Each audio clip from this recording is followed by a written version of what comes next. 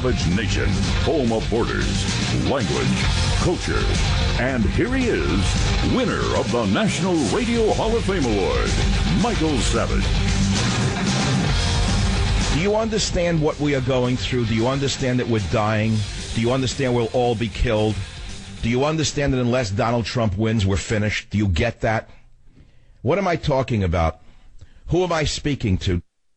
Your crazy capitulating president, or is he working for the other side, had a group of Muslims in the White House to celebrate the end of one of their holidays, which I don't even know the name of, nor do I give a damn. I don't give a damn what their holiday is. How's that? And I don't want it in my White House. How do you like that? And I pray to God when Trump becomes president, I don't see an imam for the next 8 years. I never want to see an imam in the White House again. I'm sick of it. Your Muslim president celebrated the end of a Muslim holiday in the White House to a crowd of Muslims only. And listen to what he said in the following clips. And let us go right now to clips numbers 2, 3, and 4 on the Savage Nation. Muslim Americans are as patriotic, as integrated, as American as any other members of the American family. And whether your family's been here for generations or you're a new arrival, you're an essential part of the fabric of our country. Today is also another reminder that Muslims have always been a part of America. In colonial times, many of the slaves brought over from Africa were Muslim. We insisted on freedom of religion, in Thomas Jefferson's words, for the Jew and Gentile, the Christian and the Mohammedan. For more than 2 centuries, Muslim Americans of all backgrounds, Arab and Asian, African and Latino, black and white, have helped build America as farmers and merchants, factory workers, architects, teachers, shut up. And just shut leaders. The hell up. Get the hell out of the White House already and take the furniture. Take the dishes. Just get the hell out. Go back where the hell you came from. Doesn't mention one attack by Muslims. Celebrates Muslims without talking about Fort Hood, San Bernardino, Orlando, you name it. All touched by his friends. And this blind fool, or is he blind? Is he really that blind? You don't see after all these years who he really is? You don't see that he was put in here by the secret hand that controls the world, the few secret hands that gave Iran the ability to build a nuclear weapon. That was his number one job. Long before he was president, he was handpicked to make sure that Iran got the ability to build a nuclear weapon. And he was helped along with all of the, quote, anti-Zionists in the media, many of whom are Jewish. He was helped along with all of the liberal suicide cases. And now we hear him celebrating Islam in the White House with one lie after another, not mentioning the terror that they're conducting around the world. Wherever you look, everywhere on the planet that there's a terror act, it's a Muslim attacking his neighbors. Ask yourself a question, one simple question, Mr. Obama. Why is it that wherever there's a terror attack on the earth, to the 99th percentile, it's a Muslim who can't get along or wants to kill or convert his neighbor? Why is that, Mr. Obama? I think even you can figure that out, as blind as you may be. I watched this lying snake speak after the terror attack in Germany. And again, he broke into a laugh. He broke into a laugh like it was about him again. Our hearts go out to those in Germany. That's the leader of the free world. A Hallmark card comes out of the snake's mouth at a time like this. You have a choice. I really don't want to turn this whole show into a choice between Hillary and Trump, but that's all it comes down to. You want to live or you want to die? Do you want your nation to live or do you want a nation to die? It's that simple.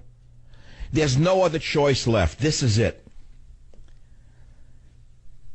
How in the world can you not see with your own eyes and hear with your own ears who he is? That even after a terror attack, he's still whitewashing Islam? Islam does not mean peace. That does not come from salam.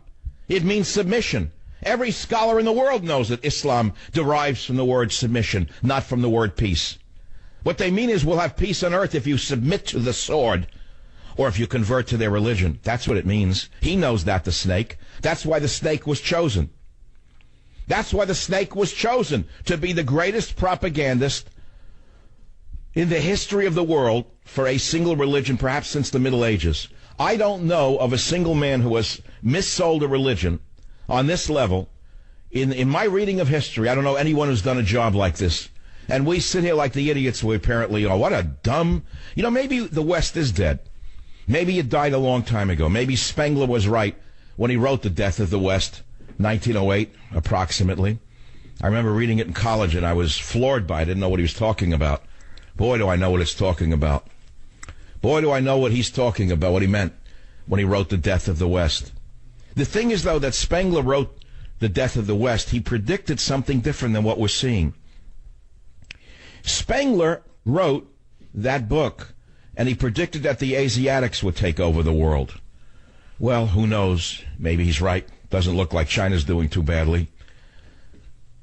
But right now, we're not being attacked by China with machine guns, knives, and axes. No, that he's leaving to his Mohammedan friends. That they're leaving to their Mohammedan friends. One thing about China, you gotta give them credit for one thing. When their own indigenous Muslim population rises up, they don't say our hearts go out to the victims.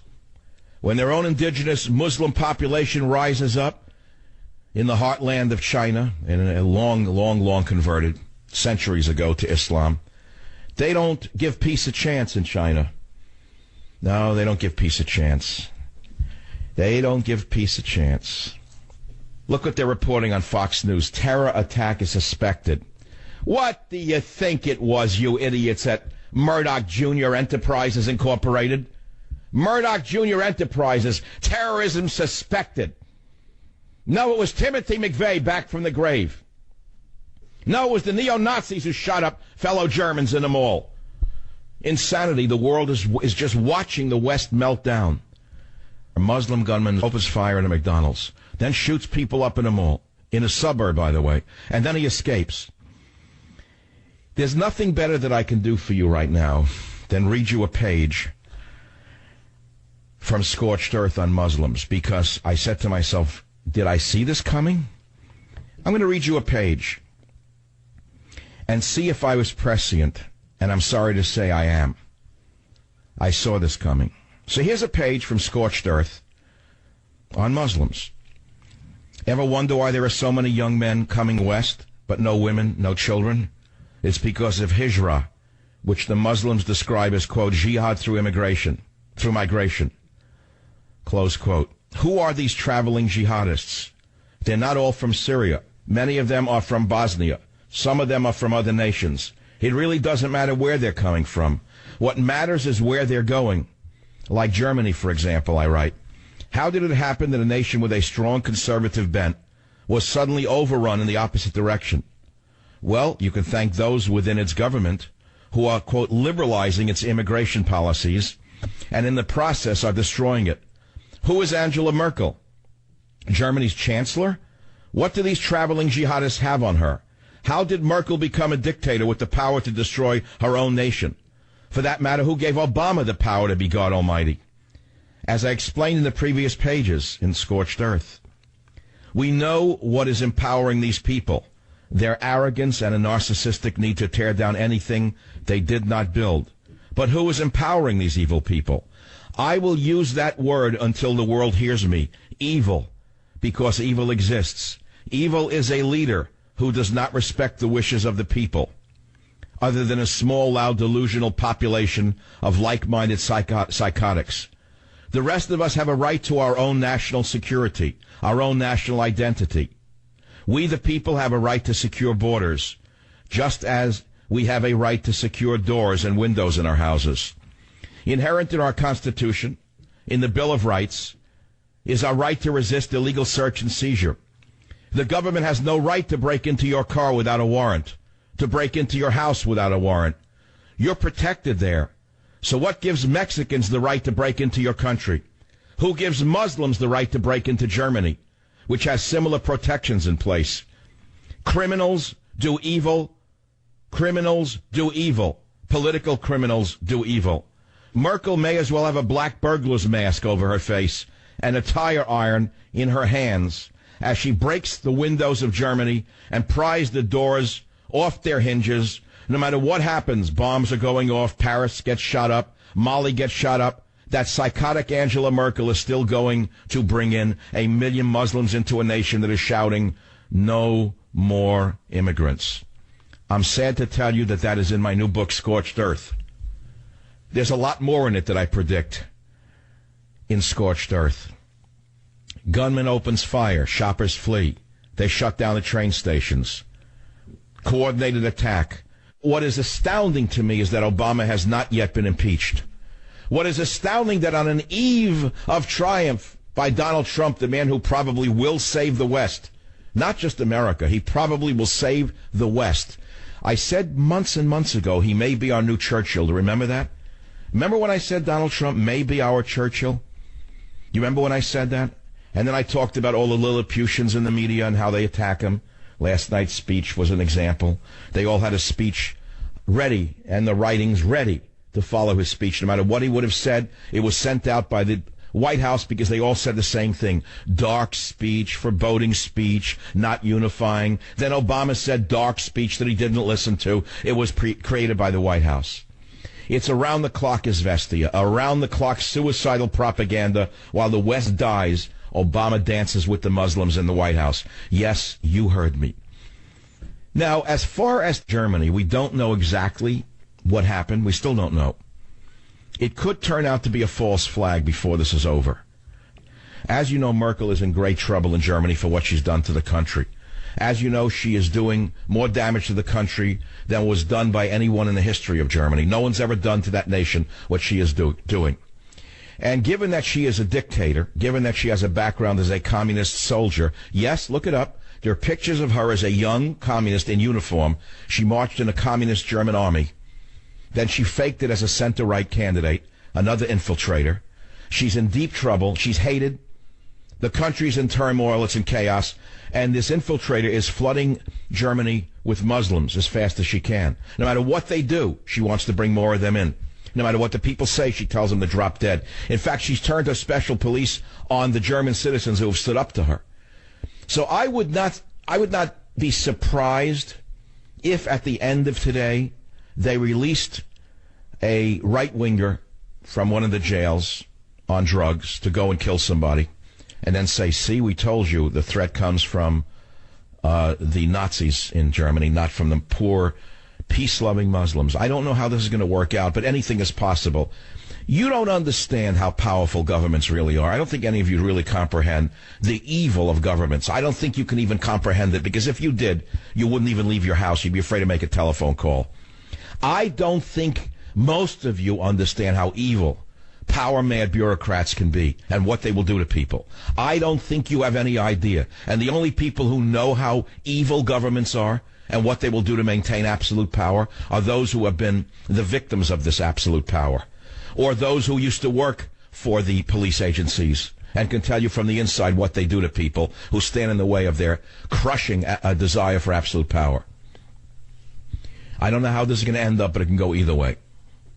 I'll be right back. Savage. We can argue from today until the end of our lives whether he's an infiltrator or stupid.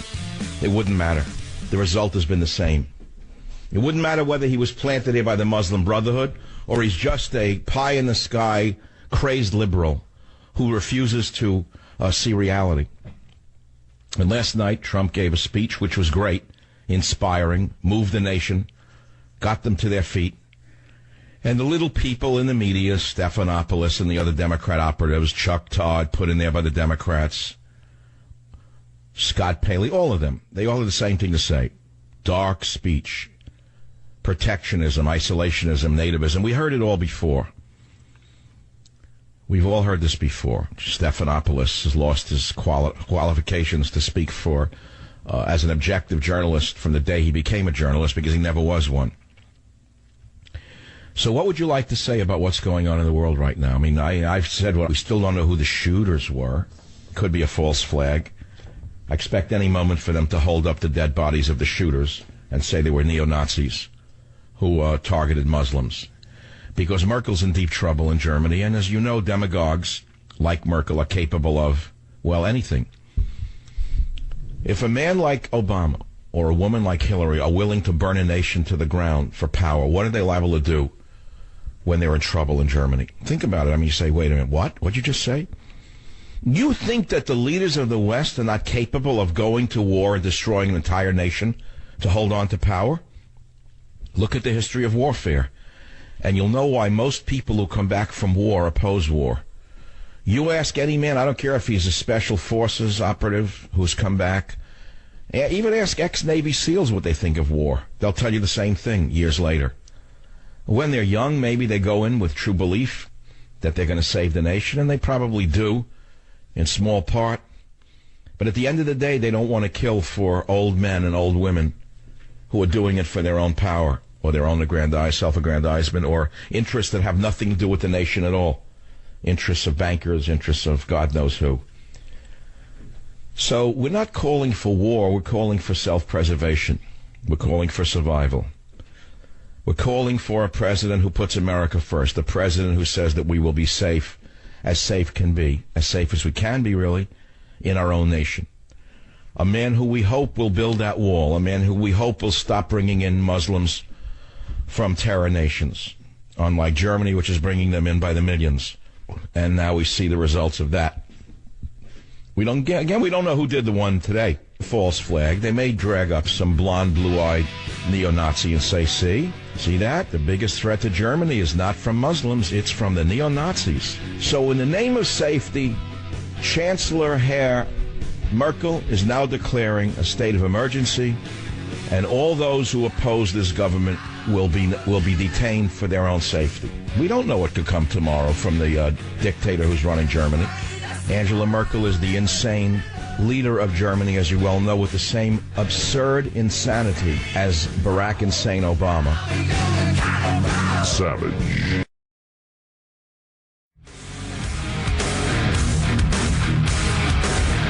Headline, Muslims behead priest in Normandy church, storm morning mass, ISIS celebrates.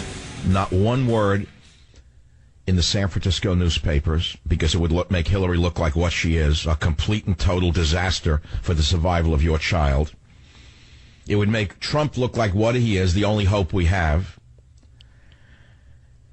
The Muslims who are fanatical, you want to call them anything you want. I know you're supposed to say something else, Islamists. But they're Muslims. They're getting this hate from their holy book. They're not inventing it. They're not getting it from a Hallmark card. You can only push it away for so long. They're at war with us. They're at war with the West. They're at war with Christians and Jews. And they're going for all of the weak points, whether it's a picnic, whether it's a celebration where people are relaxed, or now it's a church with an 88-year-old priest who survived World War II.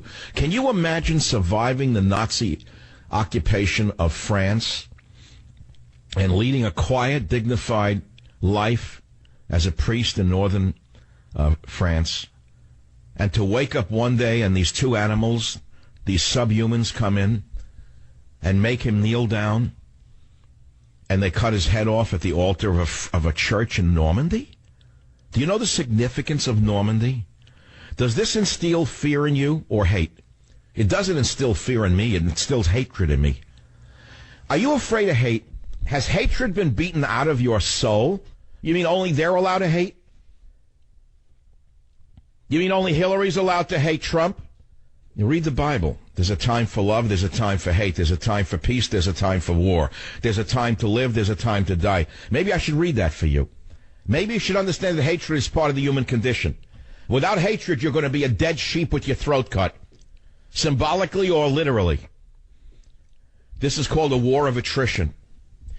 A war of attrition means they keep killing you with one slash at a time, and they kill you by 1,000 slashes until your nation bleeds to death. I wrote about it in Scorched Earth. My last chance to awaken America, Scorched Earth. You know what that means? It means Obama is leaving America weak and bleeding with scorched earth policies. That's what it means. There is a war of attrition. I warned you about that. Remember I said that to you? I didn't want to talk about the Hague Convention in Philadelphia, which, by the way, is a complete bust. It's a bomb. It's a disaster. It's not attracting very much energy. They all know what it is. It's the Communist Party USA mixed in with a little anti-homophobia messaging, and that's about it. There's nothing there. There's no America there. There's no future there. It's the past. Democrats never mentioned terrorism on day one at DNC, Politico. Not once. Not once. We couldn't find any speaker who mentioned ISIS, Islamic terrorist, or terrorism during the first day of the convention. Why is it, in your mind, that Hillary Clinton will not mention ISIS, Islamic, terrorist, or terrorism during the first day of the convention? Why is it that Hillary Clinton will not call for action against ISIS? Why is it the Democrat convention itself is just filled with people who have not only their heads in the sand, but I don't know where to say their heads are? Just got an article from Le Figaro in France. In Dar al-Islam, ISIS called to target churches. In the 5th edition of the French version of Dar al-Islam, an article called for addressing the churches. Now listen to what these subhumans are planning. And I'm quoting now. Always aim at the traffic areas such as tourist sites, supermarkets, synagogues, churches, Masonic lodges, the permanence of political parties, places of preaching apostates, lists the Islamic propaganda magazine. They say the goal is to instill fear in their hearts. Well, there's a way to instill fear in their hearts, and you know what that is. That's going to take an actual American running America. It's going to take maximum bombing of their stronghold in Raqqa, where everything is killed, including the innocent. There are no innocent in Raqqa. There are no innocent in Raqqa any more than there were innocent in Berlin. Why do you think the United States of America chose to do the horrible thing of dropping 2 atomic bombs on a Japan that was already crippled militarily? They had no Navy, they had no Air Force. Their land forces have been defeated, but they continue to fight on to the death in Japan.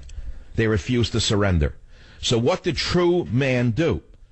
True Man and his advisors, who were real Americans, decided that to save 1 million American servicemen from death, which is what it would have taken to conquer the home islands of Japan, they decided to drop Fat Boy on Hiroshima and the other one on Nagasaki 2 days later.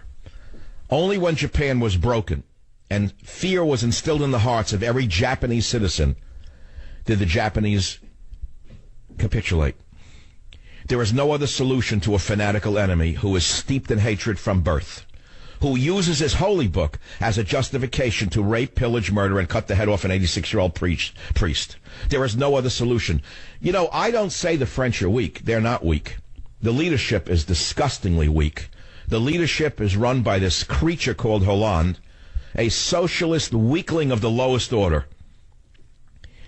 And we in America are run by another socialist Islamist here in America, always justifying the attacks of ISIS, always explaining it away, always pretending it's not happening. They're one and the same.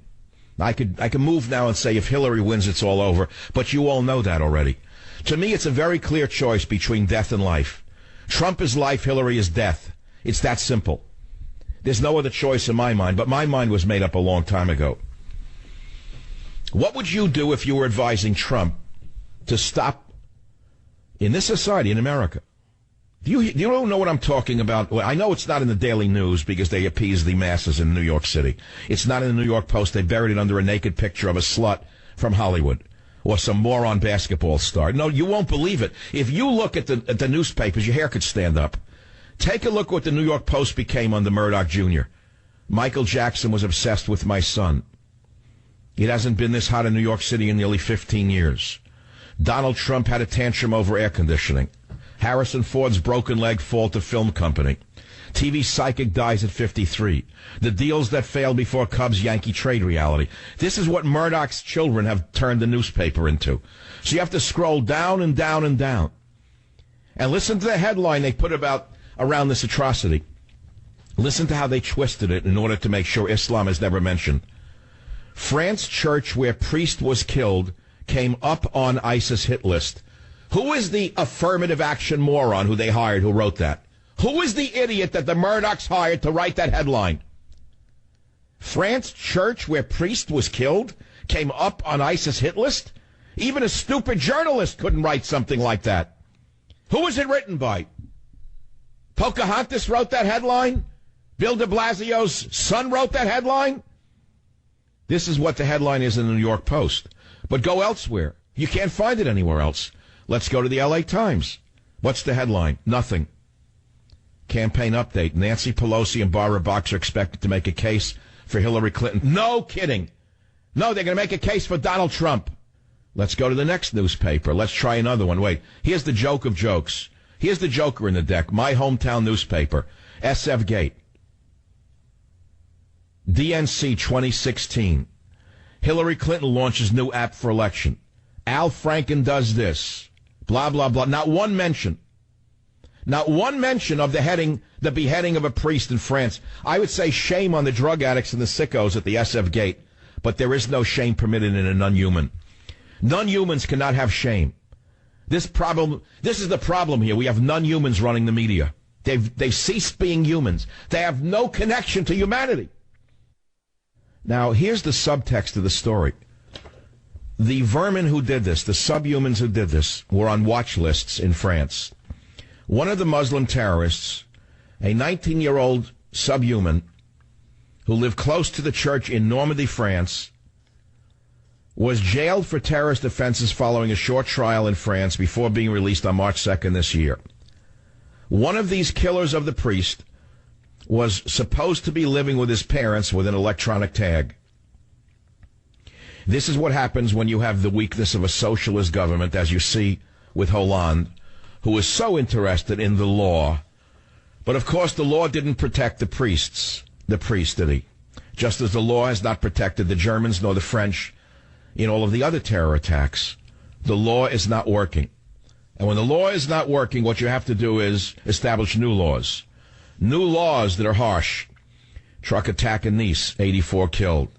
Axeman in Germany injures 5 in Würzburg. Shooting rampage in Munich kills 9.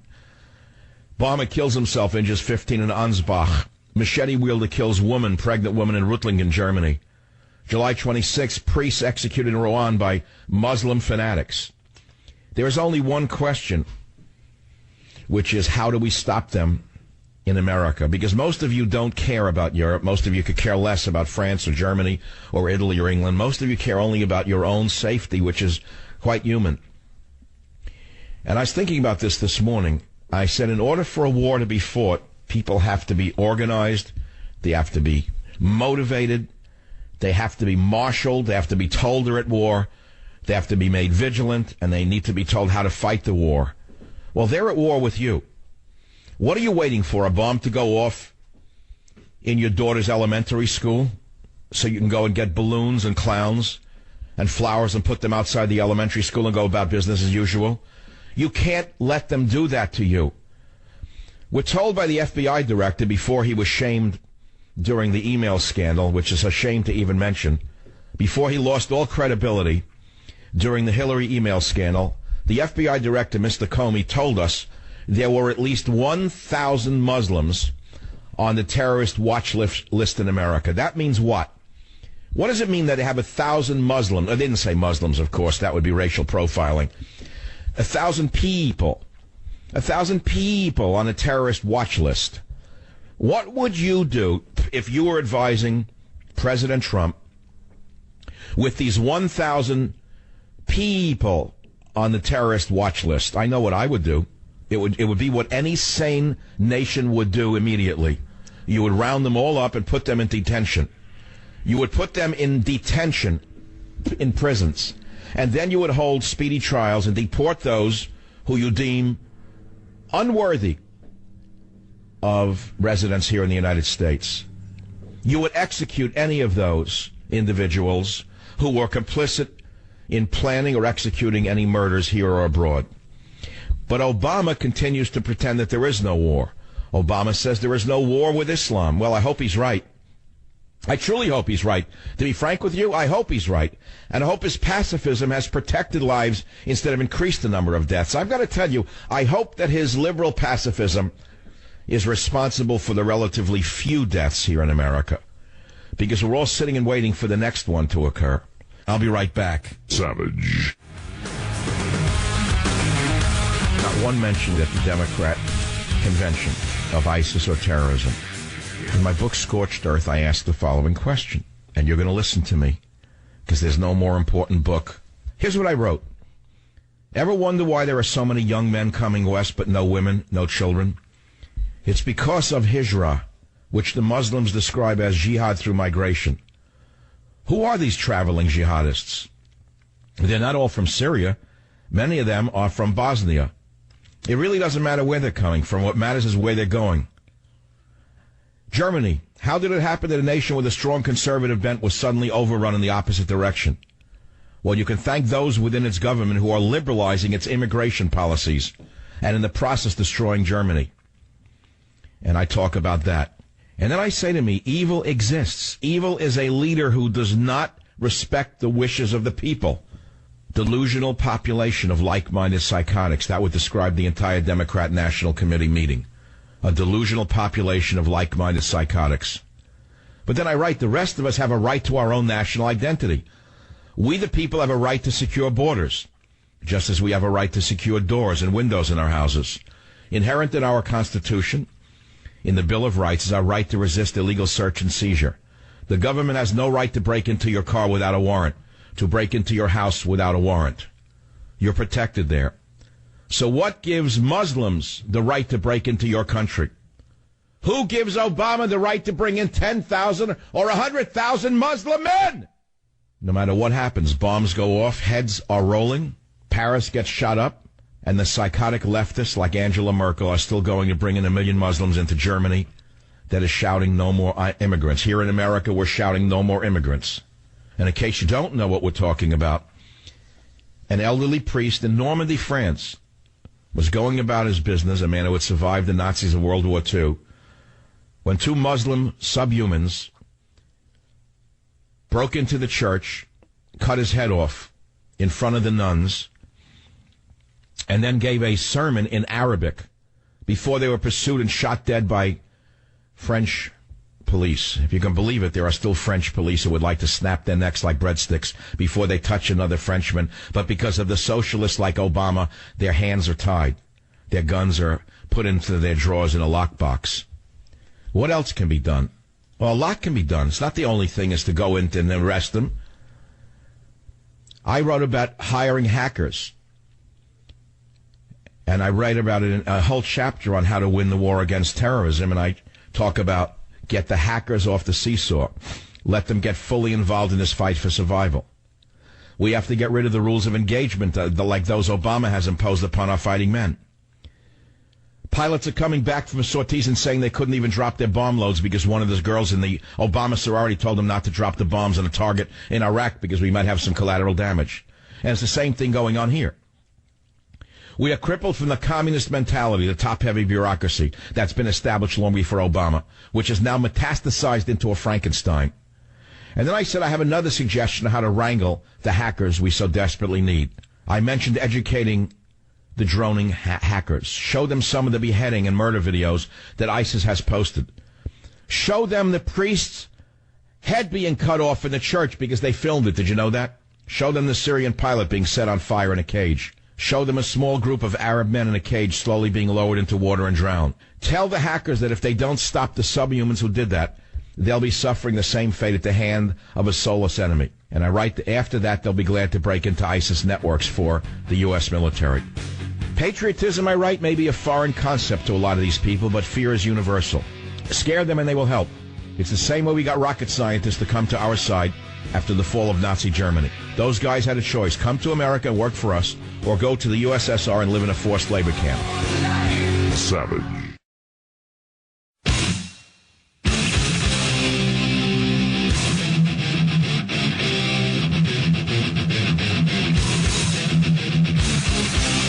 Warning. The Savage Nation contains adult language, adult content, psychological nudity. Listener discretion is advised.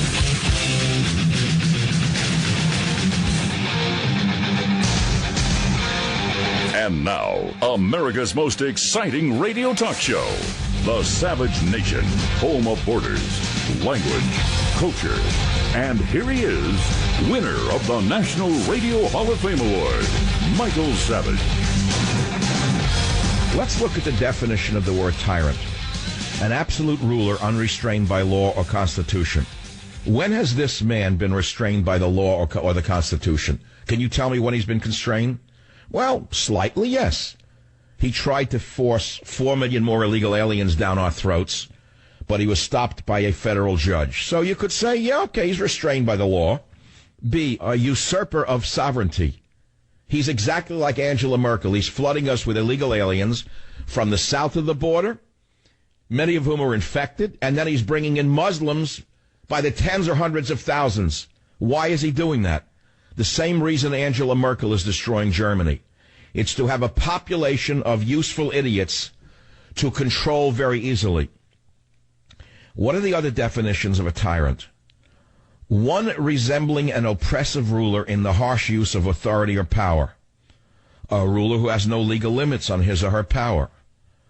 A ruler who exercises total power, harshly and cruelly. A person who uses authority or power harshly. Now, what is the origin of the word tyrant? Are you ready? Oh, it comes back from the old French word for tyrant, the 12th century, from the Latin tyrannus, lord, master, or tyrant.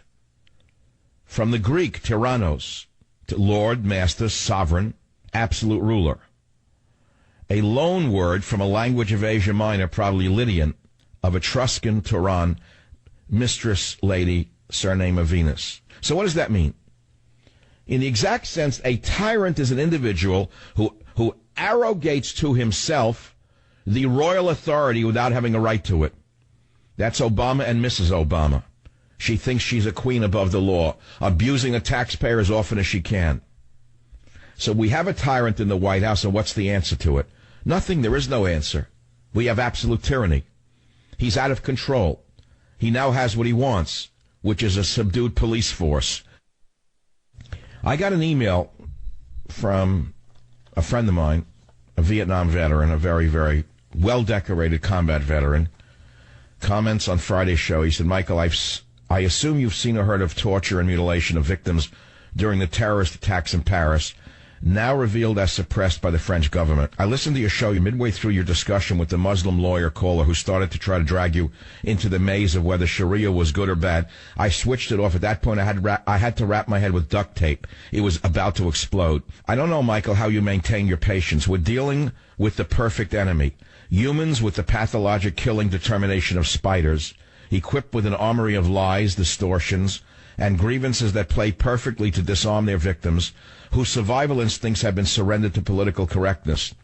However, unlike the spider, he writes, which must inject a numbing venom which paralyzes its victims, the PC morons of today have benumbed themselves. There was a slogan during the Vietnam War, kill them all and let God sort them out. Because I was a soldier who fought with a set of Judeo-Christian ethics, I found it repugnant then. But with this enemy, there may come the day when, to save ourselves, we'll have to do what Christians confronted with the same enemy had to do centuries ago. He's talking about the Muslim hordes, by the way, and literally kill every one of them engaged against us until they are reduced to a state where they are no longer a threat. That is, unless they do the same to us first. And I can think of a few scenarios in which that is not only possible but probable, unless we act before it's too late. And then he goes on to his words about Obama, which I cannot read on the air. They're that incendiary. I'll leave it at, he says, as far as the communist street hustler, you've done an injustice to hard-working snakes by defining him as such. But in this case, accurate. Keep up the fire. Anonymous. How has this epidemic of cop killing, primarily by black males, changed your daily life? Because it has. I know it has. It's changed you in some ways, and you're probably not willing to admit it. Certainly you haven't admitted it to anyone you know, but it has. We all know that's changed your approach to certain people and their approach to you. You know that the society is now more polarized than it's been, you say since the 60s? I would say since Reconstruction. No, the man hasn't taken us back 50 years. He's taken us back 150 years in race relations. The man has literally turned race against race. Now, I have a lot more to say about this. There's so much more to say about it. The Baton Rouge murderer was a Nation of Islam member. Did you know that? That's being covered up by Wolf Blitzer and the other useful tools in the media. Member of the Nation of Islam for a period of time. Does that matter? I would think so. Have you heard old Louis Farrakhan's speeches over the last year? Calling for 1 million brave men to stand up and to kill? You haven't heard that? In any sane society? That would have been considered, what kind of speech would that be called? Love speech? This internal race war is being fueled by this administration. And there's an external and an internal religious war, which we will not even acknowledge, let alone fight. Who Black Lives Matter really is and how they're basically a domestic terrorist organization built on a complete lie. Cops are dying as a result of the lie. And by the way, George Soros, in my opinion, is a world-class criminal who should be arrested by Interpol. He gave Black Lives Matter over $30 million. Now, this Black Lives Matter movement was founded after the fake hands up, don't move, don't shoot shooting of Michael Brown by a policeman in Ferguson, Missouri. But this was a myth. It has no relationship to the truth. There was a grand jury investigation into that shooting. Phelim McAleer read 5,000 pages of eyewitness and forensic evidence. And he said, I read it down to the last document. And he did a play called Ferguson. And he said all the witnesses, mostly African American, were very clear. Michael Brown was on a drug-filled crime rampage and was attacking a police officer when he was shot. The truth was very, very different from what the mainstream media had been peddling about the shooting. Why is that important to know? Because the media is owned by the government. I warned you about it in 1998. I gave an important speech at the Commonwealth Club entitled Beware the Government Media Complex. In Germany right now, they have a mass of rapes that you cannot believe. And anyone who reports on the rapes is called a racist, a right-winger, a this or a that, by Angela Merkel, the communist, who has sought to destroy Germany. The very same issues are at play here in America. Exactly what's going on in Germany is going on here. But the point here, in the comparison to Germany, is that in Germany, the state-owned media is a complete propaganda arm of the oven stuffer Angela Merkel. Anyone who criticizes the media is called a Nazi, a fascist, or a right-winger. Does that sound familiar to you? I have been called every one of those names for 22 straight years by the illegitimate vermin on the left who have now destroyed this country almost down to the last policeman on the beat. There's almost nothing left for them to destroy.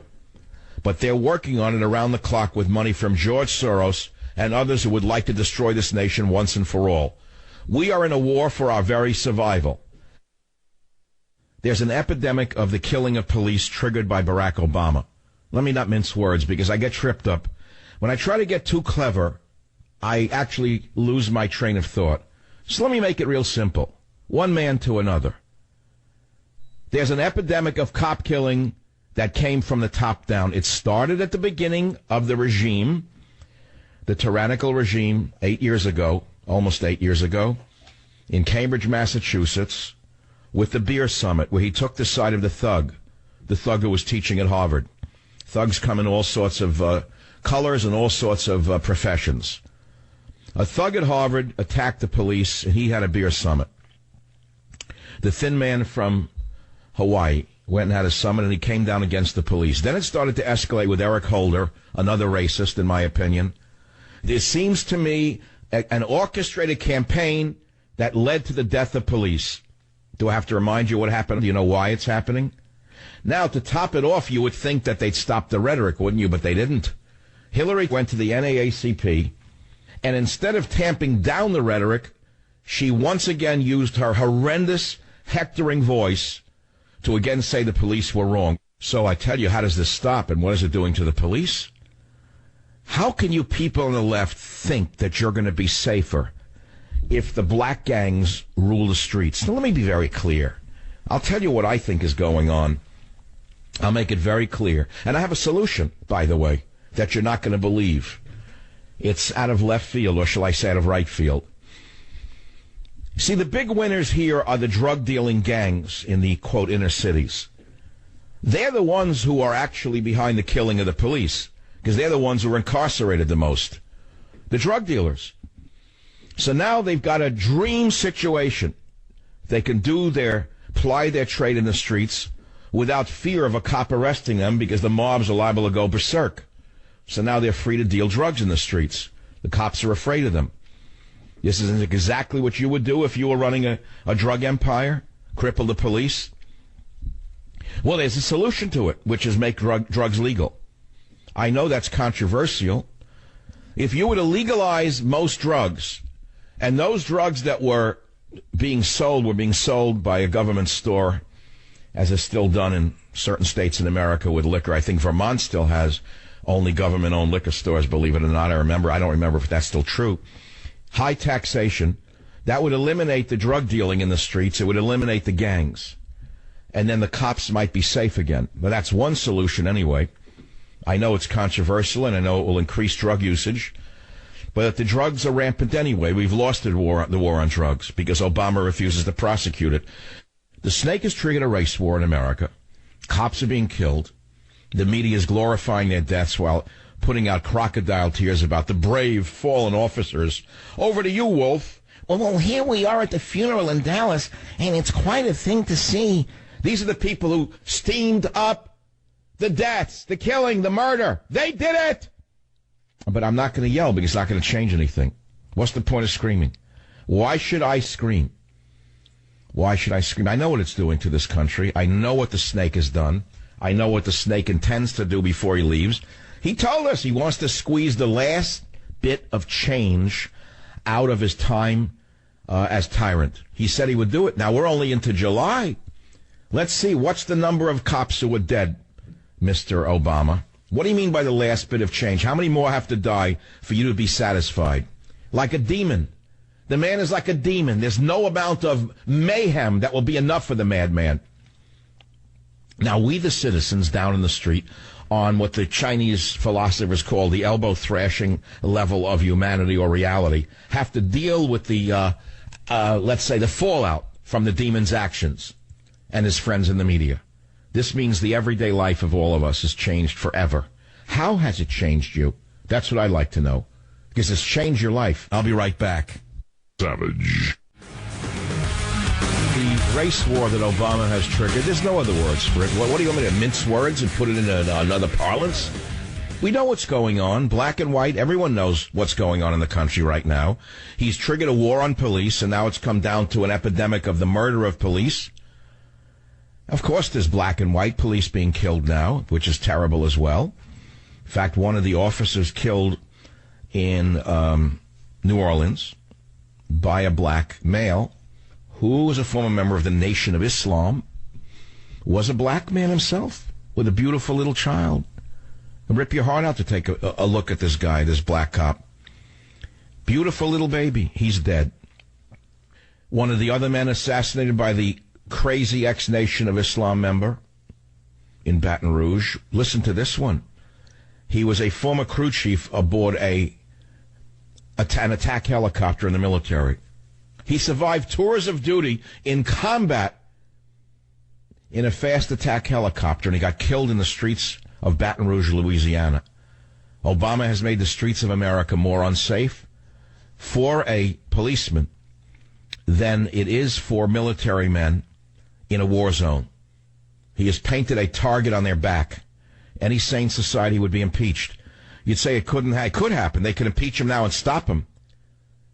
I think that impeaching him right now is what is needed to stop his agenda before it gets worse, before he escalates. We don't know what madness he has planned for tomorrow, do we? I'm also a realist. I know that the spineless people in the Republican Party would never do such a thing. Right now they're working to undermine Trump. They're trying to force a vote, as we speak, on the Never Trump movement. Never Trump delegates are trying to force a vote to show to force vote. They have enough signatures to force a full floor vote on the rules that the Republican National want to embarrass him.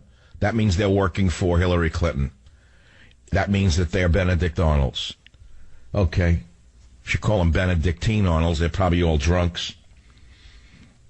So how is the new war on police and the race war in America, this simmering racial hatred that Obama has unleashed, how is it affecting your life in a different manner? We've had calls in the first hour. One man said as a black man he feels more tension in the air wherever he goes. Even from other blacks, he's looking at them in a more leery manner. He said that. He's more wary of everyone. And people are now, as I know it, they're drinking more. They're eating foods that they had on restricted diets. You're saying, come on, you just listen to me. People are not giving, they're giving up diets. They don't care. They feel it's like the end of days. They feel as though they've stepped into a war zone and there's a siege outside in the streets. And they're abandoning diets. They're staying home more. They're basically cocooning. They're not going out. They're afraid to go out because of what this maniac has unleashed in this country. So how has it affected you? There's a lot of things, I'm a social observer and commentator. That's what I am. I'm not a politician. So I'm just observing and making comments on what I see going on. Here we have Hillary Clinton, the woman running against Trump, who speaks to the NAACP today, the National Association for the Advancement of Crimped Police. And instead of saying, tell your people to knock it off, she says the police need to learn to constrain themselves. This is after 2 more were killed over the weekend. She will destroy this nation. I thought maybe, at some point I had hoped she wouldn't be as bad as we feared, that it was all right-wing rhetoric. I think she'll be worse than I fear. I think what Merkel is doing to Germany is what Hillary will finish here in America. That's my personal fear. Here is a woman who has achieved something Hitler always dreamed of doing, which was, one, unifying Europe with Germany as the central ruler. Other than the Brexit vote in England, she almost had conquered England as well. Savage.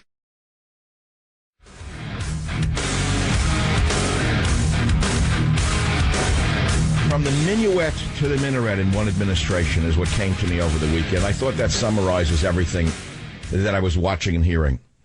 I was listening to classical music. I've turned off all talk radio. I've turned off all rock and roll. I've turned off all... I listen to either Mexican music, the new music of California, or only classical music. And I sit and ponder Western civilization and how great it is. And it dawned on me. I started to laugh in the car. Teddy appreciated it. I said to myself, we've gone from the minuet to the minaret in one administration, which I thought was quite clever. So let us begin now with some cretin called Robbie Mook. Where'd they get this one from? This is a campaign manager for Hillary Clinton with a voice like this. Listen to Robbie Mook. And by the way, he is a real Mook. Let's hear the real Mook, Robbie Mook. What's disturbing to us is that experts are telling us that Russian state actors broke into the DNC. Stop, wait. There's too much in this first sentence for me to let you go on to the second. First of all, the man's voice is a giveaway that they don't know what they're doing. Couldn't they put someone in with a regular man's voice instead of this? That's number one. It bothers me. It disturbs me. That's number one. Next, he says, experts are telling us. What experts? Number two, he says Russian state actors. Who invented this phrase, actors? I first started hearing it from the State Department. The most despicable terrorists on the planet are called actors. It's not a movie, you schmucks. That's number three. Of course, Mr. Mook, you're missing the main point, which is not who stole the emails, but why they were written in the first place. And Mr. Mook, while you're at it, can you engage the material that is existent between your ears and understand how bad this makes Hillary look? What is it that she's hiding that the Russians have released? You're not saying that the Russians hacked it, are you? Or you are saying the Russians hacked it, but you're not saying the Russians invented these emails, are you? Okay, so you're acknowledging the emails are real, which is why you fired Debbie Wasserman Schultz. You got rid of the old washerwoman, which was long overdue. She's about the most unappealing person next to yourself that Hillary could have chosen. I have no idea why you were chosen. But nevertheless, how about one policeman, one war hero, one general on the platform instead of all of these creeps from the left? So America has a very clear choice in this election, doesn't it? It's a choice between a putative nationalist, I would say a moderate nationalist, Donald Trump, as I phrased it last week, father knows best, with a perfect family, or a woman who looks like Stalin's housekeeper, who's enmeshed in one scandal after another. I mean, do you want Stalin's housekeeper in the White House for 8 years? Or do you want a fresh choice, a fresh chance? That's how I see it. But there are others pushing the conspiracy theory that Trump is working with Putin, which would be a good thing, by the way. Have you thought that through? Pinchy Sulzberger and company at the New York Times. What if Putin likes Trump? Is that a bad thing? I think it's quite a good thing, because we don't want war with Russia, Pinchy. That's unless you want to enlist in the Rangers or the Special Forces. I think they must have a special place in Special Forces for those guys from the New York Times. I don't know what exact command post they would be running, but I have no idea why they're so anxious for war with Russia. The worst thing that we can have right now is a war. Have you not studied war? Do you know that millions of people die in wars? Is that what you want, is war with Russia? May I remind you that Russia is a superpower with a fabulous nuclear arsenal? Is that what you want? You want them as your enemy or as your ally? Is there any brains left in the media, or am I the only one who has to point out that the email scandal, if it is the Russians who hacked it, is not really a scandal? The scandal is that the Democrats don't understand how bad it makes them look to even say this. Because now we're all asking, wait a minute, if the Russians did it, what exactly are in the emails that they're so nervous about? Well, we know some bad stuff was said about old Bernie the Seltzer man. How long ago did I tell you he was set up as a fall guy? Is that news to you? That he was not a real candidate? That he was set up to make her look centrist? He was just a clown? Unfortunately, America is filled with so many clown followers, so many people who love the circus, that they actually fell in love with the old clown from Brooklyn and his Communist Manifesto Part 4, or whatever it is. I don't know, what is this, 4.0? Communism 4.0 for the foolish at heart. All right, so what did they do? What did we find out in these emails, amongst other things, that Debbie Wasserman Schultz had to resign as a result of? Well, we found out they said, let's attack him on his lack of faith. What's wrong with that? He has no faith. He is an atheist. He said he's Jewish by birth, but not really Jewish by religion. He said that. So I don't understand the scandal here. He represents a good swath of the Jewish by birth people in America. I don't understand. Where's the scandal in that? They were going to smear him by telling the truth that he doesn't practice his religion? Can anyone explain the scandal in that to me, please? Is there a doctor in the House who can explain the psychosis that has infected the left, especially the Hillary campaign? Because they are skating not on thin ice, they're skating on imaginary ice. And believe me, they're not Jesus. Now, I could stay right on topic here and on point with this email thing. I think I made my point. So what if the Russians hacked the emails? That proves that Hillary's a loser to begin with. One, she said there was nothing in them to worry about, so she lied about that. Number one. Number two, she said they couldn't be hacked. That was lie number two. And number three, the big lie is, so what if the Russians hacked them? They never said that they invented them. So what is it that they're actually saying, the DNC? That their secrets were let out, and that's a bad thing for who? It's a bad thing for them, because they live in secrecy like all communists do. And that brings us right back to personality. I was reading a military magazine over the weekend, and about the Battle of Jutland. I know it means nothing to anybody. It doesn't really matter if I talk about a certain battle. But it's a certain gigantic battle between Germany and Britain in the Battle of Jutland. And they're talking about one of the naval commanders. And they said the commander chosen should have been gifted with tact, intelligence, and common sense. But Admiral Jackson did not satisfy any of these criteria. He was an arrogant man, and he had a contempt for the civilians of the intelligence community.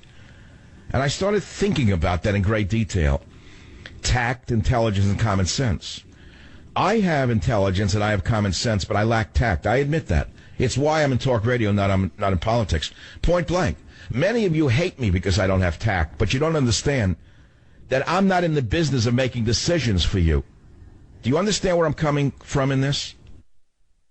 So they replaced Debbie Wasserman Schultz with a mook. That's went on here. Why did they pick this guy? Couldn't they pick somebody who was a little more attractive than this? What is a mook? That's his name, mook. I mean, if I were born with the name mook, I would certainly look it up in the Urban Dictionary. What is a mook?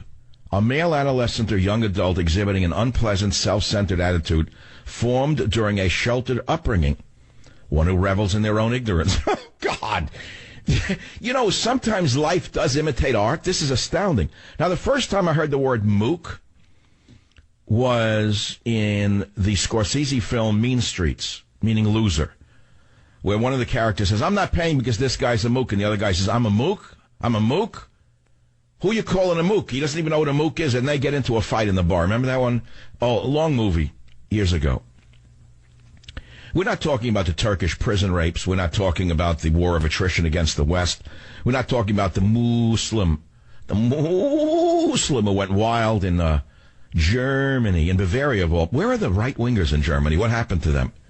What happened to the men of Germany? What were they all rounded up and put into a prison?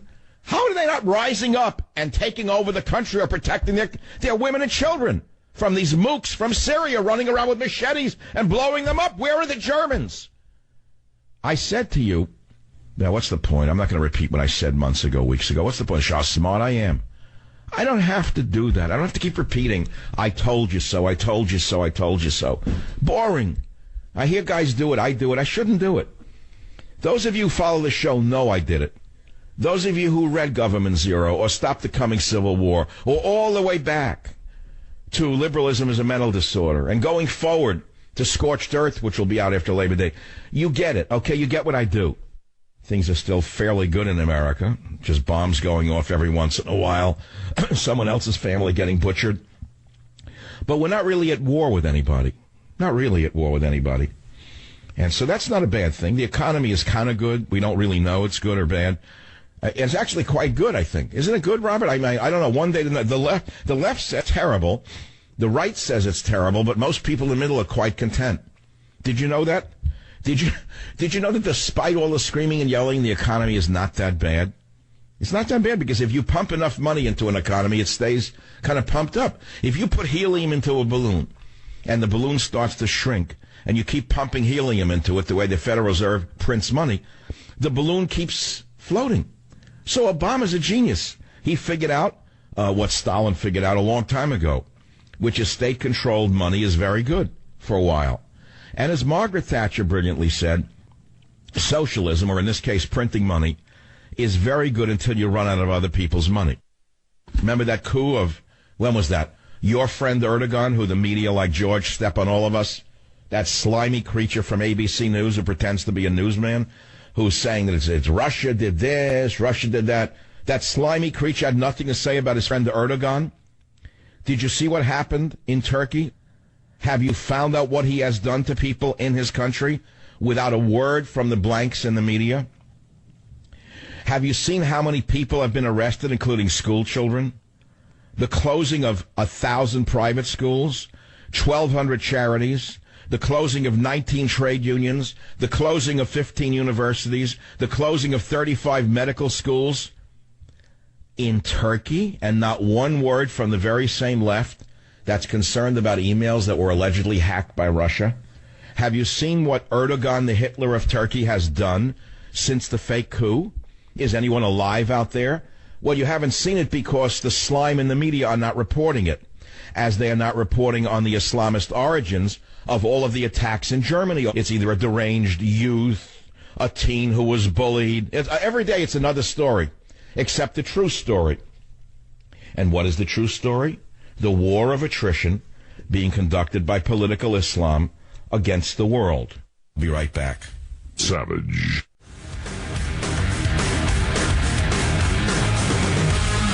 From the minuet to the minaret in one administration. Welcome back to the Savage Nation. German bar bomber, ISIS soldier. Let's sweep that aside, though. That's not important. Syrian refugee killed a pregnant woman with a machete. That's not important. Merkel should be impeached and probably put on death row for what she's done to her countrymen. I'm sorry, country. There are no countrymen in Germany. There are no countrymen in Germany at all. It's all one. Elect Clinton trial balloon. What is this on Drudge now? What an ugly outfit she's wearing. Where does she get the idea that looking like Mao Jr., a female Mao Zedong Jr., is going to get her over the top? Where does she get... Who is her dresser? Who advises her on clothing? It must be the same woman. Well, let's not go there. It's a family show. Here's another one about the war of attrition against the West. Syrian man denied asylum in Germany, injures 12, kills self in blast. Why is Merkel not in prison? I want to know what happened to the men of Germany. I want to know where they went. Where are the men of Germany? Where did the men go? Where did they go? How did they let these crazed Muslims run around? Where is the rioting in Germany? Where are the German men? What, are they on drugs? What happened to Germany? Now, I want to go back to another time in history. We had a very liberal president. Some would call him a socialist. His name was Franklin Delano Roosevelt. He was a 3.5-term president. And during World War II, right after Pearl Harbor, he did something that you've all heard about. He interred all Japanese American citizens. They were all put into internment camps. Now, that could never happen again. Why, that we've been taught in school how evil that was. Now, it is true there was no Japanese terrorism in America during World War II. That is certainly a fact. But what you don't know about the internment during World War II, because it's been expunged from the history books by the communist liberal establishment, is that not only were the Japanese Americans interned in World War II, this is something I know because I've studied this for years. Do you know that German Americans and Italian Americans were also interned, but they never complained about it?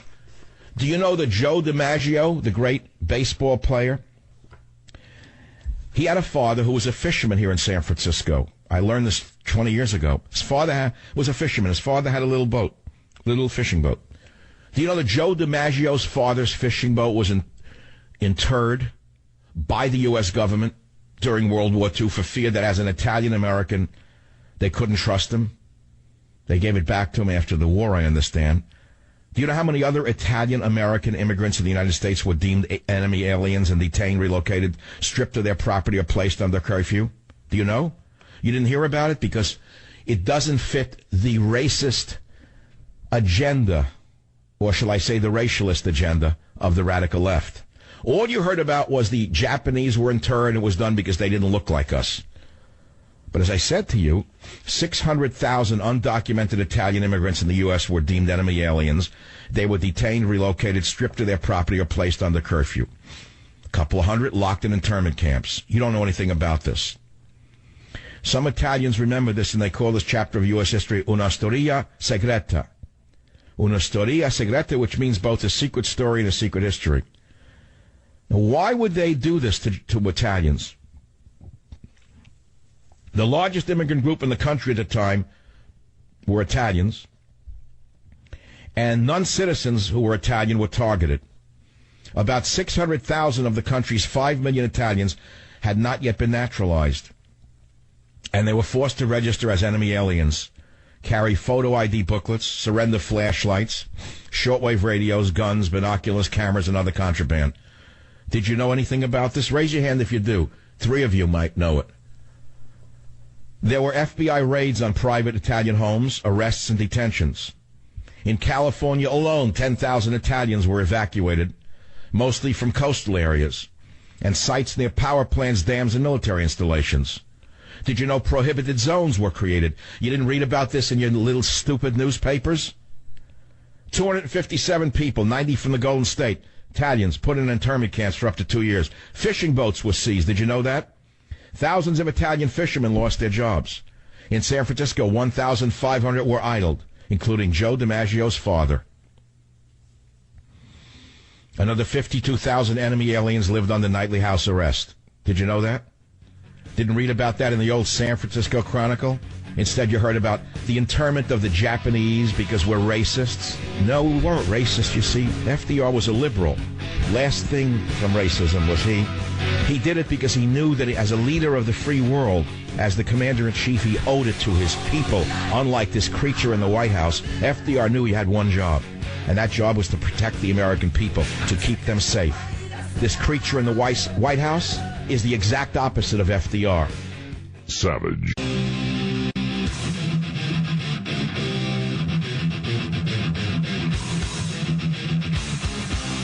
Warning. The Savage Nation contains adult language, adult content, psychological nudity. Listener discretion is advised.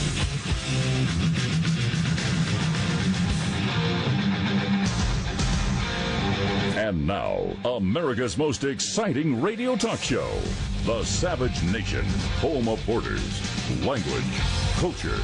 And here he is, winner of the National Radio Hall of Fame Award, Michael Savage. Amid opioid epidemic, rules for drug companies are loosened. You heard me right. You heard me right. And did you hear what just happened? It was in the L.A. Times. We're talking about a major drug problem in America of addiction to OxyContin and other opioids.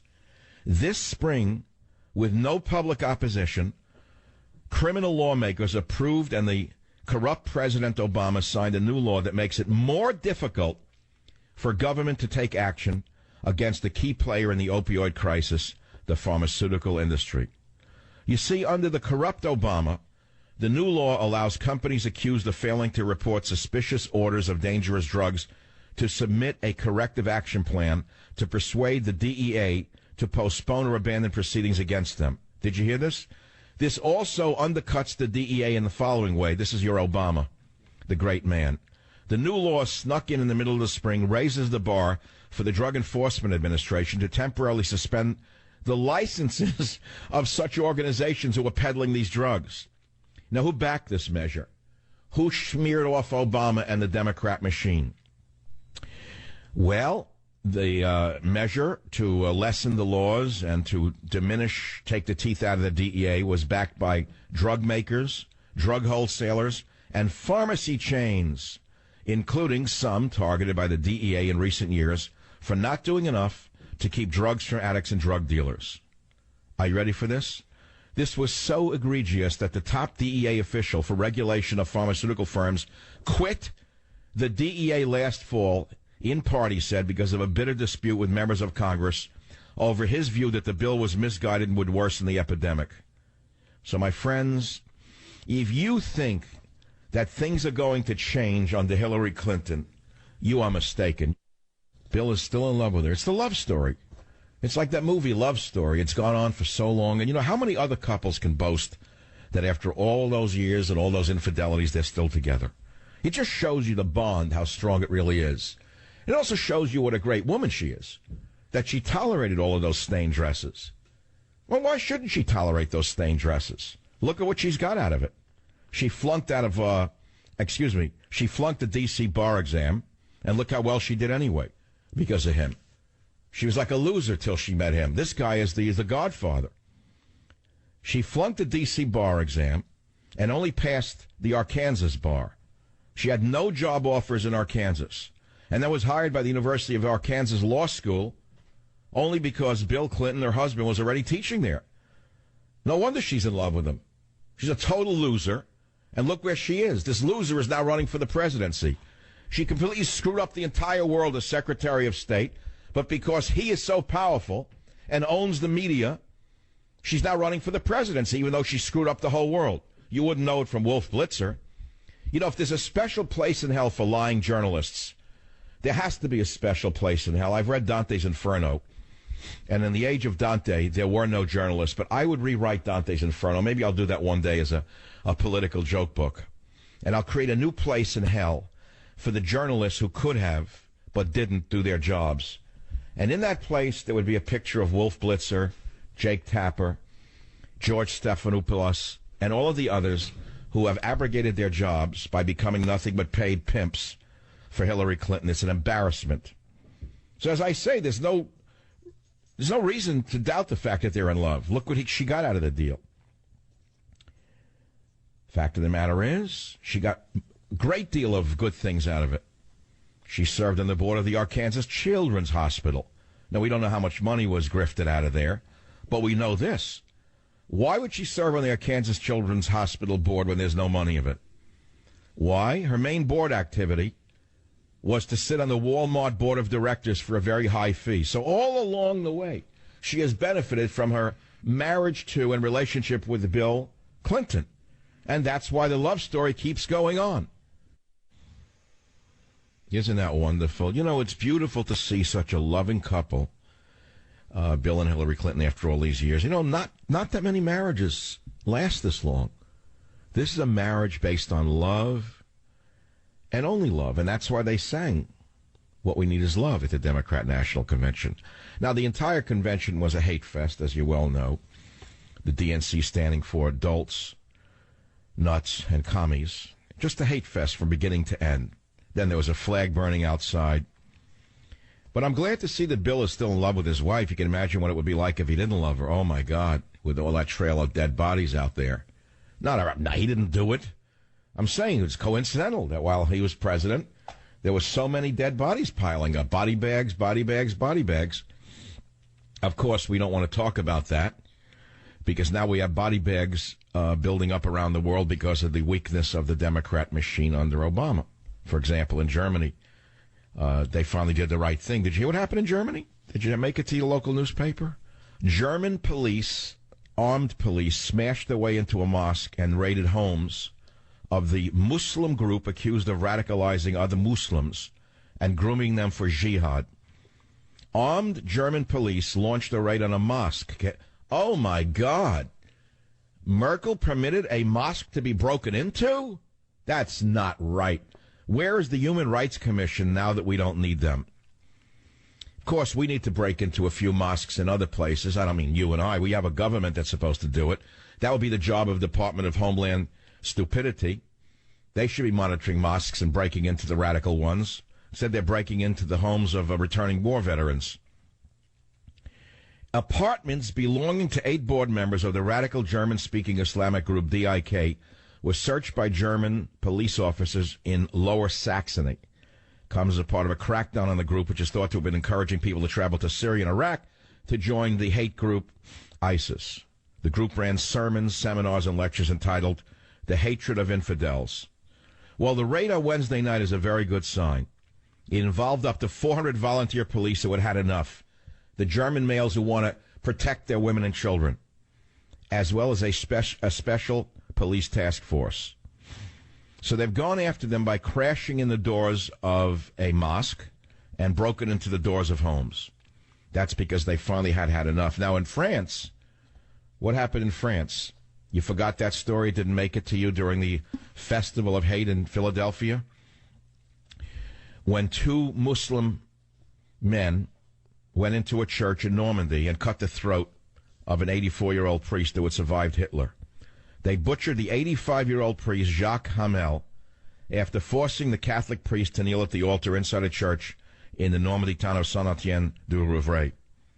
They also forced another man to record the execution before stabbing the hostage. The jihadists, both of Algerian origin, were shown pledging allegiance to ISIS leader, whatever his name is, in a video made before they stormed the church and held several hostages, including nuns they used as human shields. The stupid Pope had nothing to say about it. And so far as I know, Mr. Bill Donovan of the Catholic League has been silent. Bill Clinton's loving wife of collapsing in the polls. The problem is there's no guarantee that Trump is going to win. Now, he's up in the polls. You want to talk about that? He's up 7.3% over Hillary, according to the latest poll. Which poll is this, though? Who's winning? Daily track of Clinton and Trump support. I don't know who did this one. USC, Dawn Site, L.A. Times, presidential election. Well, if it's the L.A. Times, it's probably 17 points rather than 7. It could be she's collapsing, but it's too soon to tell. It's much too soon. The average dolt out there who's busy burning flags, they don't even pay attention to the election until after Labor Day. And I don't know if the polls mean very much right now. They've been wrong so many times before. Here's my gut feeling. It's so close, and things are not that bad for the average American. I know this is blasphemy. I'm supposed to sit here like the other wealthy talk show hosts who are rolling in money and say that we're all suffering. What a bunch of garbage. You think I'm going to join that festival of lies and be like Bill Clinton, pretending that I'm humble and poor? I'm not humble and poor. I was poor, but I'm not. I worked my whole life, and I'm not a poor man. But for me to pretend I'm poor makes me sound like Bill Clinton, so I'm not going to join the parade of saying the economy's horrible while flying around in a Gulf Stream, okay, and living in 18 mansions. Please, let's stop the garbage. For the average American, the economy's doing well. I know there are, pockets of poverty. We know that. And basically, most elections are about the economy, stupid. And they think the economy is doing well, and it is. And that's because when Obama took office, he inherited $10.6 trillion in national debt. The national debt has now doubled to $19.5 trillion. The average schmuck out there doesn't care that he prints money. The average putz out there doesn't care that this loser Islamist sympathizer in the White House has destroyed our national pride, weakened our military, decimated our schools, destroyed our moral fiber. They don't care about any of that. They don't care about social issues. I hope you understand that. You may, because you're the social warriors, but they're not. The average and remember, 90-some-odd million don't work. They're sitting on their fat behinds collecting a government check, eating government cheese. They're happy with Obama. The last thing they want is Donald Trump to come along and take away any of that free cheese and those free things. I had a friend who just came back from Las Vegas. And he told me in Las Vegas, he overheard or was talking to 20-somethings who work in the hotels, the bars, and they're all for Hillary. And there's only one reason they're all for Hillary: free stuff. They say, you know what? If we get Hillary, we're going to get more free things. That's all they know. So, social warrior issues are very important to us, but it's not what motivates most Americans. So it's touch and go right now. And with the round-the-clock propagandists at the L.A. Times, San Francisco Chronicle, New York Times, Chicago Sun, Tribune, you name it, all the newspapers are run by radical leftists who are not journalists. They're propagandists. They would have worked for Joseph Stalin or Adolf Hitler just as well. It does not matter who it is. As long as they are on the left side of things, then they're fine with them. And so this around-the-clock propaganda against Trump, the fact that the economy is not doing that badly for the average person, gasoline prices are very low, in case you haven't checked. They're not $10 a gallon. Gas is cheap. I mean, let's be real. Am I wrong, Jim and Robert? The average person says, all right, look, the social order here is very disturbing. There's been one terrorist attack after another. But fundamentally, I'm not suffering that much. I can still go about my business. I'm afraid to start with Donald Trump. I don't know what he's liable to do. That's what they're thinking. And I would be remiss not to tell you what I see. That's my job. So I've just told you what I'm thinking. I'll be right back. Savage. The Savage Nation is sponsored by Swiss America, the only company I trust with my financial future. Call 800-289-2646 or SwissAmerica.com. Here's another report on the religion of peace coming out of Germany from the UK Daily Express. German doctors horror as patients screaming Allahu Akbar threatened to behead him. Dr. Attila Tan from Bonn, Germany, had just returned to work after a holiday, you see, when he was attacked by the crazed father of a 19-year-old Muslim he had treated. The Muslim teenager, who had previously fractured his leg, came back to the German hospital on Monday complaining of the rotten treatment he had received. The Muslim demanded further medical care from Dr. Tan, complaining about pain he said he was suffering from. Dr. Tan, a 54-year-old surgeon, said, look, the patient came in around 10 a.m. He was accompanied by his girlfriend, who wore a veil. Of course, she's holier than thou. He was radiating aggression that only intensified when I treated him. I explained everything to him, including the exercises he should be doing, but he wasn't listening. The irate Muslim teen stormed out of the doctor's office, shouting insults, only returned with his 45-year-old verminous father and younger verminous brother, 15. The verminous Muslim father, all on welfare, brought with him a 30-centimeter Rambo knife. Dr. Tan's wife, age 54, who works at the hospital reception, screamed for help when she saw the blade in the Muslim's hands. He was in surgery when the trio of Muslim madmen burst into the hospital. The doctor rushed towards the front desk and met the knife-wielding Muslim vicious attacker head-on. While trying to hold him down, Dr. Tan recalled, the father screamed at me, apologize to my son. Go down on your knees and kiss his hand. I'm not making this up. The younger son then grabbed me from behind and tried to push me down. It felt like the attacker was getting ready to behead me. The doctor's loyal wife was beaten as she tried to help her doctor husband and suffered a heart attack during the ordeal and had to be rushed to receive medical treatment. Dr. Tan said she just wanted to protect me the way he hit her. It hurt so much. The remaining staff and patients ran away and barricaded themselves in a visiting room and called the police. That's a report from the front lines of the Muslim invasion of Germany. If that's what you want in America, vote for Hillary.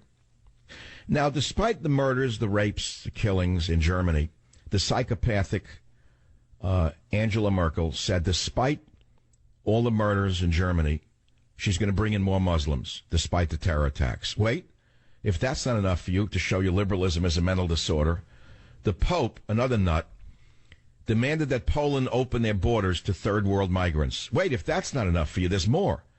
It just shows you Obama has allowed 400,000 illegal aliens from Central America since 2012. Wait, if that's not enough for you, it keeps going. It keeps getting better. Despite the murders and the rapes and the terror in Germany, that fat slob, evil communist devil, Merkel, why is she not arrested? Why is there no house arrest in Germany? How could they not arrest this woman? How do they let her do this? Where are the German men? They exist. They're tough. I know that. They finally got a few of them together to smash in the door of a mosque. Armed police smashed their way into a mosque and raided the homes of Muslims, accused of radicalizing Muslims and grooming them for jihad. Finally, they exist, but they've been deballed by this communist psychopath. Now, there's a reason that they're doing it. A, it's a hatred for their own nation. B, it's a hatred for white males. C, it's a hatred for Christianity. And 4, it's to make sure in their minds, because there's a low birth rate, that these nations have a productive group of low-wage workers into the future. The Germans have stopped having children, you see. The girls just want to have fun. Heidi no longer wants to be a mother. She just wants to be a party girl. So, my friends, if you think that things are going to change under Hillary Clinton, you are mistaken. You're going to have more corruption. You're going to have more illegal aliens. You're going to have spiraling debt. You're going to have more crime. And certainly more lies. Are things good now? I mean, my main point was I thought quite interesting, which is that things are not that bad right now, are they? I mean, we could scream doom and gloom, but everyone in the media that I know of in the top tier is doing very well, and they're all lying to you. We never had it so bad. The world's coming to an end. I don't understand how they can do that. I have a piece I did years ago called Love by the Sewer Plant. Raise your hand if anyone out there in this vast audience remembers Love by the Sewer Plant. Robert remembers it. It was in one of my earlier books of radio stories, Love by the Sewer Plant. It was about early love. It was very beautiful. It's not about sex. It's about love. Do you understand the difference? It's about a young love. It's about first love. And it's about that first feeling of love that everyone experiences if they're lucky. And you know, what I hear today is that love doesn't even exist amongst the young. They don't even know what it is. I am hearing and I am reading that they are so ingrained with digital and stuff like that, they don't even have love affairs. They don't even know what it is. Maybe the last generation is the last generation that's ever going to know real human love. Robert, is that a possible question that I could ask? I'm required by radio law. I will be arrested if I do not talk about Donald Trump or Ted Cruz. Where is love today? It's gone. Love is gone from America. The heart was killed. Where's love, maybe? That's what I'm asking. Where's the love in America? Every movie is filled with hate and violent pornography. There's no movie about love anymore. Think about this. Think about what Harvey Weinstein, that perverted sack of garbage, has done to this country. Sorry, Harvey. That's what I think of you. I think that you're one of the worst people in the history of the cinema. One of the worst and most vile people that has ever crawled out of the swamps of Queens. You should have stayed there in the Mayfair Theater with a raincoat. Look at the garbage these people have produced in this country, and look at their results. I'm glad he's going broke. I read that his company's not doing well. God, what if he has to take a job and he comes to me, he's become my producer? No, I'm joking. No one's looking for a job with me. Okay. But look at where's the love in the movies? If someone put out a movie about love, it wouldn't sell. If it's only about murder, mayhem, gangs, tattoos, killing, perversion, even the lovemaking is all fake and wrong. Remember, all the idiots in Hollywood are so sick. Every scene with a man and woman, he's pushing her up against a brick wall with a fan going behind her. Remember that period in the 80s and 90s? Who came up with that one? Who makes love against a brick wall with a big fan going? That went on for 10 straight years. Every scene in every movie. For 10 years before that, all the anti-gun people, every movie had a pistol in their hand on the poster of one of the stars. Leon DiCaprio, gun. Every one of the anti-gunners, gun, gun, gun, gun, gun. So now, where are we in this country? Can anyone fall in love with the hatred and the anger? The kids still, they must still. You see, the thing is, I think the young still meet each other, maybe some. I don't know, do they? Can they still find someone at 16, 17 and their heart beats? They can't sleep. They can't focus. Their hands shake. Is that a human emotion, or is that a symptom of the 1960s and 50s that disappeared? Does that exist? Is that a human thing? Because I read years ago when I was studying the issue of love, that love is actually a recent invention in human social history. I don't know, wrote it probably some miserable human being. But it was an interesting observation that romantic love as we know it never existed until the period of the Renaissance, when it started to be written about, this flowery romantic stuff. Before that, it was like caveman stuff. You know, me man, you woman, those children, there's dog. That was it. And you like foraged, killed things, led a miserable, horrible life in a cave or a hut, and then you died. That went on for millennia. And then along came Shakespeare and the romantic writers, and then they started to talk about the glories of love. And then, I don't know, is it an invention?